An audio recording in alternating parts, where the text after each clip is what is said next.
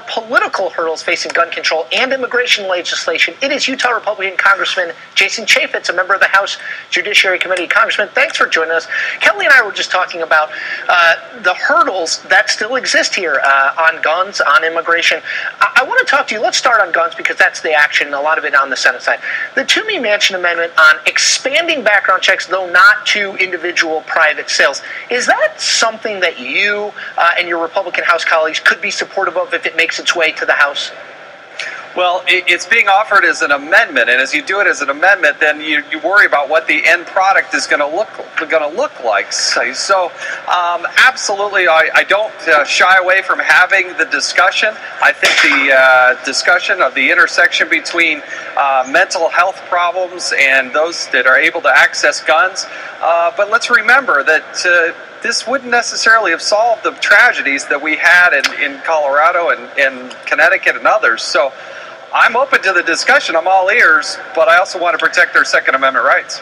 Congressman, let me just come back at you, which is, I look at a lot of polling. It's one of the fascinating things I do in my job. And this is an issue. It's almost nothing else. Expanding background checks is an issue that, depending on what poll you look at, somewhere between 80 and 90% of people, including large majorities of people who are gun owners and member of the NRA, said, sure, expanding background checks, that's something we can get behind.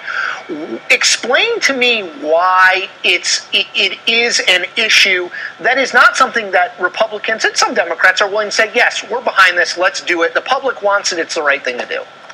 Well, it's an oversimplification. I mean, I'm very supportive of when you go into an FFL, which is a federal firearms licensee, and you go in there and do a background check. I'm okay with that. The amendment actually does some positive things. It allows you to take your concealed carry permit and use that as a background check. It shortens the time.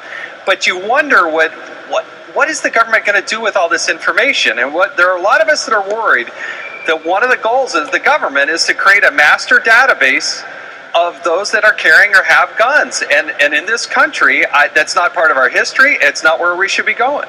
But Congressman, do you, just to take you one further step on that, is your concern with a national registry that the government is planning at some point in the future to use it to collect guns? Just explain to me the concern over why having a gun registry worries folks. Because it's one of the hallmarks of this country is personal privacy. It's none of the government's business. They've demonstrated time and time again that we can't trust them with this information. So there are some things that we could do right now, though. More than half of the states don't even currently populate the list. And so I went back to my own state of Utah, worked with the governor, Governor Herbert. To his credit, within 2 weeks said, we don't know why we don't do that, but they dumped more than 10,000 names into that list. We need to go state by state, encourage them to populate those lists, because if you move to one of those states and you have a mental health problem, you're not even going to show up on the current thing. So let's fix what's currently on the books, and I'd be open to what the other things are, but we're going to protect our Second Amendment rights. That's paramount. Now, Congressman, I don't want to let you go without talking about immigration, another huge issue. We're expecting this Gang of Eight bipartisan group in the Senate to introduce legislation on Monday or Tuesday of next week. Is it a political imperative that your party find a way to vote for some sort of immigration reform? Would you urge your colleagues that needs to happen in order to sort of more broadly address the Hispanic community going forward? Well, not just because it's about the Hispanic community, because it's the right thing to do. Immigration is broken. We got to fix legal immigration. It affects every family, every American. It affects the economy. It's not just about Mexico or the Hispanic vote. It's an imperative. It's broken. Of course we got to fix it. I actually sponsored a bill last term that passed the House of Representatives.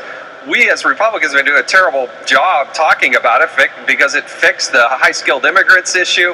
It addressed family-based visas, and so, there's a lot we can do here. I happen to believe that we should take this in a piecemeal approach, one issue at a time, vote on it, because we probably agree on 70% of it. I'm just guessing.